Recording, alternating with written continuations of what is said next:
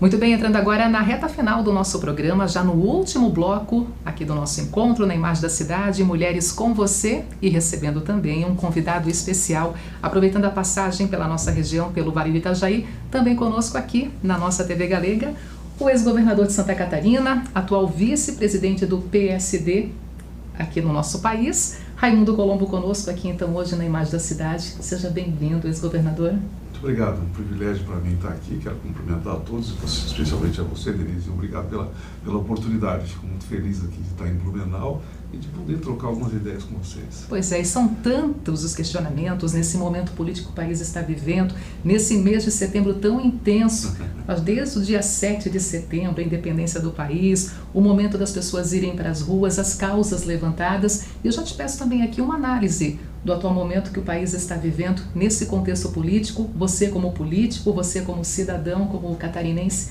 também aqui com a sua análise. Não, a chapa está quente, né? Eu acho que ficou bem expresso isso com o número de pessoas que participaram, né, desse... Não chegou a ser um protesto, nem um movimento, mas dessa mobilização, né? Porque isso mostra que as pessoas querem mudança, que as pessoas... O processo de organização de uma sociedade tem 3 pilares, né? O primeiro é da mobilização, né? A pessoa se desacomoda, a pessoa se inquieta, a pessoa começa, nós queremos participar, e esse é o primeiro sinal da mudança, e isso ficou muito claro, né? O segundo movimento é o de organização, tá bom, mas como é que eu contribuo, qual é a corrente que eu me identifico, quem são os líderes que eu quero seguir, quais são as propostas que eu adoto, né? E aí vem a conscientização, que é exatamente como é que a gente faz as mudanças. Esse movimento, nesse primeiro dia, teve a mobilização, que a gente ficou impressionante como ela foi grande. Mas faltou a conscientização, né? O líder que convocou, ele não se preparou para dizer, bom, agora nós precisamos dar o segundo passo. Qual é o segundo passo, né? Veio depois uma carta que fragilizou isso, né? Na verdade, está muito difícil para todo mundo, não é só uma crise no Brasil. E a gente tem que ter, né, a liderança, a capacidade de entender que a mudança precisa ocorrer, a gente tem que estar comprometido com ela, e nós precisamos achar o caminho, né? Eu, particularmente, não gosto desse radicalismo de 2 opções, quer dizer, opção Lula, opção Bolsonaro, opção PT, ou mais à direita. Eu acho que nós temos que construir um caminho de entendimento, né? Porque quando o governo perde a condição de governabilidade, e você, quando vai comprando muita briga, vai desenvolvendo muita briga, isso acontece, o que acontece é uma insegurança generalizada, quer dizer, a inflação subiu, né? A gente percebe claramente as dificuldades do governo, o poder de compra das pessoas está prejudicado, nós temos um relacionamento internacional fragilizado, nós temos uma série de coisas que precisam ser arrumadas, né? E essa insegurança, quando terminando a pandemia, qual é o cenário que a gente via? Bom, agora vai ter um boom econômico, nós vamos ter um crescimento acentuado, e o último crescimento do PIB foi 0. O crescimento, por exemplo, dos supermercados no semestre foi 0,8, né? Então, o consumo não aumentou, a riqueza gerada não aumentou, o que aumentou foi a inflação. Então, a crise política está contaminando a economia e está trazendo consequências para as pessoas. Veja como é difícil viver hoje com um salário básico, porque o preço do gás subiu, o da energia elétrica agora sube cada vez mais, é uma questão da seca, mas enfim, o que está acontecendo isso, o preço dos combustíveis cresceram 50%, isso impacta nos produtos, quer dizer, olha o preço do supermercado e o salário continua congelado. Então nós temos graves problemas pela frente, além do problema político, já com a eleição daqui a um ano, né? Então temos que achar um compromisso, né? Porque a democracia ela te dá liberdade, mas ela exige responsabilidade. Nós precisamos ter esse compromisso de mudança a favor das pessoas, nós precisamos de construir ideias, né? E ações que desenvolvam um encontro nacional que permita ao Brasil achar o seu caminho. Raimundo Colombo, e como é que você está lidando também com o processo eleitoral nos bastidores, quando falamos já nas eleições de 2022? Quais são as suas ideias para o próximo pleito? Quando terminou ali o meu mandato, né, eu fui estudar, eu fui fazer um curso na Espanha, nos Estados Unidos, para entender, porque esse processo ele é uma mudança, e tem vários fenômenos que atuam ao mesmo tempo, o dinamismo das redes sociais, né, o questionamento da democracia convencional, o processo da democracia direta, né, então tudo isso são fenômenos que estão ao mesmo tempo, no mundo uma mudança, né?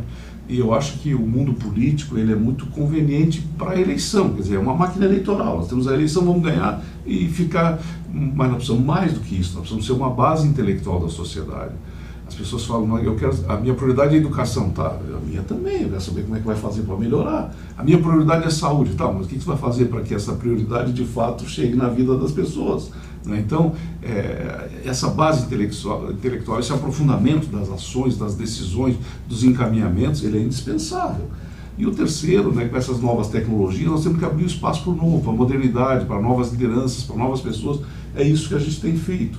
Claro, existe já o projeto 2022, a gente pode participar como candidato? Pode, se houver necessidade, pode ajudar um outro, claro, com o maior prazer. Eu acho que não é um processo pessoal, embora a tendência da eleição é a escolha de líderes, né? As pessoas vão observar muito pessoas, né? Mas a gente tem que ter ideias, senão não adianta. Sobre prioridades, quais foram as marcas do governador Raimundo Colombo, em especial aqui na nossa cidade, na nossa região, no Vale como um todo, voltando um pouquinho no tempo e lembrando das suas atuações como governador? Eu acho assim, Denise, que uma das maiores prioridades era o problema das enchentes, né? Que era uma coisa que me incomodava muito, acho que incomodava todo mundo, né? Continua sendo um temor número um, né? Da nossa região. Aí a gente fez um projeto muito ousado, criamos uma estrutura, uma secretaria, né? Colocamos todo um trabalho preventivo de instalar radares e ter informações antecipadas, né? Ampliamos as barragens, né? aumentamos a capacidade, fizemos canal extravasor para você poder administrar a barragem. Antes de chover você esvazia, quando chove você controla. Isso falando das barragens de Ituporanga e de Itaió. De Itaió, né? E a modernização na época de José Boatê, né? E fazer com que elas entrassem em sincronia, em comando, nós fizemos muitos investimentos, né? E foi premiado pela ONU o trabalho. Graças a Deus aqui teve o DIC da Fortaleza, enfim, foram obras complementares. Algumas barragens nós não pudemos fazer porque a comunidade reagiu, né? E tinha mais um projeto, ainda está, esse projeto existe, está muito bem feito, de construir outras barragens que vai ampliar bastante a capacidade dela. O segundo problema que surgiu, que eu acho que foi uma obra importante que nós fizemos, foi a crise do setor têxtil, né? Quer dizer, o produto chinês entrava no Brasil com muitas vantagens, né? E nós não tínhamos condições de fazer competitividade, embora temos uma cultura, uma tradição incrível, né, de uma extraordinária qualidade, é um polo têxtil, o segundo maior da América Latina, mas não tem como competir com a China em condições de igualdade, né? Nós temos, além de empresários preparados, trabalhadores extraordinários, é um exemplo, né, de sucesso, só que você ia na loja, só tinha produto chinês. E as empresas perdendo seu capital, perdendo seu controle acionário, quer dizer, sendo incorporadas por corporações de fora. E aí o Estado teve um desafio muito grande. Como é que a gente vai devolver competitividade e igualdade de oportunidades? Tem que baixar o imposto. Era 17%. Nós fizemos um estudo, tinha que vir para 2%, para 3%, né? E, claro, o governo não concordava, porque ia perder receita, uma coisa em torno de 600 milhões por ano, né? E também, juridicamente, era uma coisa muito complicada de fazer. Mas eu entendi que ou salvava ou a gente ia se arrebentar inteiro, quer dizer, o Estado ia perder muito. E a gente fez, tá, até hoje isso, né? E o setor se revigorou. Ano passado nós tivemos um crescimento extraordinário, o faturamento em Santa Catarina foi de 6 bilhões de reais. Então esta é uma obra que não tem placa de inauguração, uma obra que não sofreu uma inauguração, 90% da população nem sabe, né? Mas foi um ato de coragem, né? E o resultado foi muito bom, e foi muito bom para Santa Catarina, né? Eu acho que isso foi uma coisa importante. O outro problema que tinha aqui, que também era uma coisa muito grave, era a questão do sistema prisional, né? Então o desafio de fazer a nova penitenciária, né? E fazer a penitenciária feminina, enfim, havia a gente começou a fazer uma primeira etapa, com a ajuda da prefeitura, na época era o Napoleão, foi um parceiro importante, e nós conseguimos avançar ali. Poderia citar uma série de outras coisas, né? Tem coisas que a gente não conseguiu, a SC-107 ali, tivemos problema de desapropriação, licitamos, preparamos o dinheiro, mas ali a gente não conseguia fazer aquela que vai para Topava, que vai para Jaraguá ali, e tinha um problema de implantar uma estrada numa área muito difícil, e também tinha desapropriações, tinha licenças ambientais. Isso demorou muito e foi uma coisa que me deixou triste, mas ela não ficou pronta. Qual é a análise que o senhor faz também do atual governo e nesse horário especial para Santa Catarina e para o Brasil? Lembrando que estamos nesse momento de pandemia já há 1 ano e 6 meses também lidando com essa realidade, permanecemos ainda centralizados na preocupação com o próximo, partindo de nós, né, mas claro, esperando das autoridades agilidade, esperando das autoridades respostas rápidas para apresentar em diferentes setores que também foram comprometidos com a pandemia. Qual é a sua avaliação sobre o trabalho do governador Carlos Moisés e do próprio presidente Jair Bolsonaro diante desse entendimento com a pandemia? Eu acho que todos nós perdemos amigos, parentes, né, pessoas muito valiosas para a gente, né? Todo mundo perdeu alguém muito especial, né? E que em Santa Catarina estamos falando de quase 20 mil mortes, né? No Brasil mais de 550 mil mortes, né? Em Santa Catarina 1.200.000 pessoas pegaram a Covid, eu inclusive, né? A minha mãe com quase 100 anos também pegou a Covid, quer dizer, todo mundo sofreu muito com isso, né? Para mim foi uma coisa muito ruim contestarem a ciência, contestarem os especialistas, os médicos, inventando remédios alternativos que na verdade a ciência dizia que não dava, os médicos não orientavam isso, né? Eu acho que a gente tem que fazer um trabalho, o que eu fiz comigo, né? Quando eu senti o sintoma, o que eu fiz? Eu me cuidei rapidamente, eu fui no médico, né? Esse é o trabalho preventivo que você tem que fazer. E ele mandou tomar o remédio A, B, C, eu disse, ok, vou fazer, e graças a Deus correu tudo bem. A mesma coisa eu fiz com pessoas da minha família. Então, aquela contestação, aquela crise naquele momento foi uma coisa, eu acho, que colocou em dúvida, que deu insegurança, a gente perdeu um tempo precioso, queimou credibilidade das ações que deveriam ser feitas tecnicamente. Eu acho que foi um erro. Não estou aqui falando, não sou engenheiro de obra pronta, mas eu faço a minha crítica. Aqui no estado foi uma tragédia o início, né? Porque nós fechamos quando tinha 52 doentes, né? E o procedimento que está lá na Defesa Civil é um trabalho feito, muito bem feito, que foi feito no nosso período, entregue em 2017, renovado em 2019 pelo atual governo, que não leu, né? E não seguiu aquelas orientações. Então veja, 52 doentes fecha o estado inteiro, né? Depois, quando precisava fechar, que nós estávamos com 100 mil, 200 mil pessoas atingidas, aí já não tinha mais, porque a economia já tinha queimado a sua energia, né? E, além de todos aqueles, fazer hospital de campanha. O hospital de campanha é a última coisa, porque primeiro você faz a barreira na entrada da cidade, a orientação das pessoas, você identifica uma pessoa que esteja afetada, né? Você vê com quem ela falou antes, com quem ela falou depois, você faz o acompanhamento, você vai fazendo um microsistema, né? Diz depois, se a coisa tem uma propagação maior, em vez de fazer um hospital de campanha, você aluga um hotel que já tem o quarto, já tem a suíte, você transforma ele em um hospital, quer dizer, são etapas que não foram seguidas, aí você faz um hospital de campanha. Sem falar do escândalo dos respiradores, né? Porque o respirador, não, só um pouquinho, é um equipamento que salva vidas, é um equipamento de emergência que ia permitir que as pessoas respirassem. As pessoas desviaram dinheiro, os equipamentos não chegaram, muitas pessoas sofreram com isso. Isso não é brincadeira. Olha o exemplo do setor público, né? Então há muitas críticas. Graças a Deus, o sinal de hoje é o seguinte: as vacinas estão tendo efeito positivo, elas estão dando segurança para a gente, a queda do número de atingidos é bem menor, a queda do número de mortes é bem menor, a vacinação está num volume bom no Brasil. Graças a Deus, estamos conseguindo vencer, embora tenhamos tido tantos problemas no início.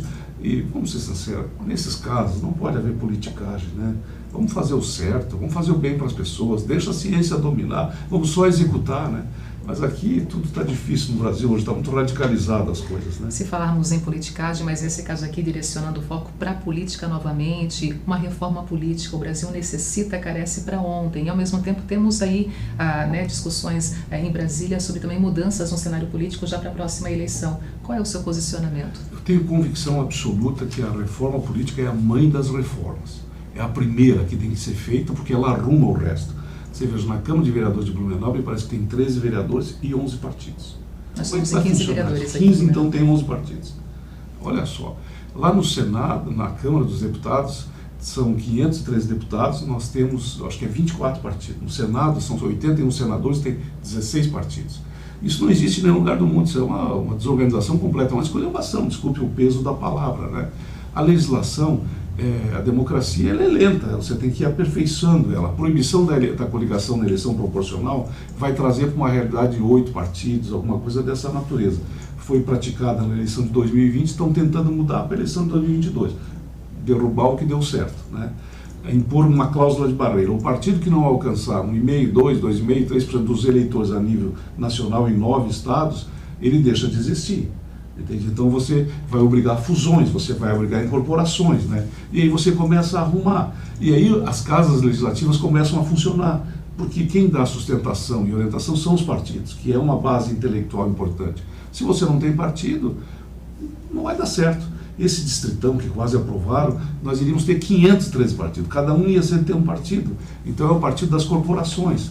Eu acho essa reforma fundamental. Eu tenho falado com as pessoas no Senado, eu fiz um curso uma vez na Alemanha sobre a estrutura partidária e política da Alemanha, que eu acho que é uma referência para o mundo, né? O modelo americano também é um modelo interessante, mas nesse momento nós temos 2 pontos importantes e até o final até 2 de outubro ele tem que ser votado. Manter a proibição da coligação nas eleições proporcionais, manter a cláusula de barreira e proibir aquele voto que você não precisa fechar um quociente. Então aí você estimula os pequenos partidos a serem candidatos. Feito isso, nós já vamos ter um grande avanço. Isso, claro, já pensando no próximo pleito, caso se consiga essa aprovação até o início de outubro agora, senão ficamos... Não é nem aprovação, é não desaprovar o que está, né? Porque a Câmara aprovou a mudança, mas o Senado, com quem eu tenho falado, a grande chance é de não aprovar, deixar como está. Só teve uma experiência em 2020, vamos fazer em 2022, vamos evoluindo, né? Então eu espero, sinceramente, que não mudem isto e que a gente possa dar um avanço importante. Eu acho que aí a gente começa a arrumar esse contexto público no Brasil.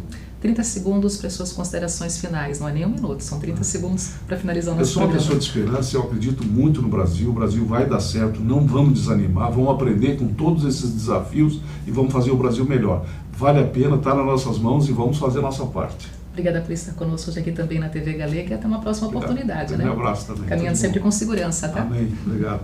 Gente, assim terminamos nosso programa de hoje. Obrigada a todos que nos acompanharam. Receberam também aqui o nosso programa de hoje. Aos nossos patrocinadores também, obrigada pela parceria de sempre, especialmente a loja Maria Tereza Moda Mulher, que segue com grandes novidades agora, nova coleção e, claro, promoções especiais no dia a dia ali na loja Maria Tereza Moda Mulher. Forte abraço a todos, uma ótima semana e até a próxima quarta-feira, se Deus quiser, aqui no nosso encontro Mulheres na TV Galega.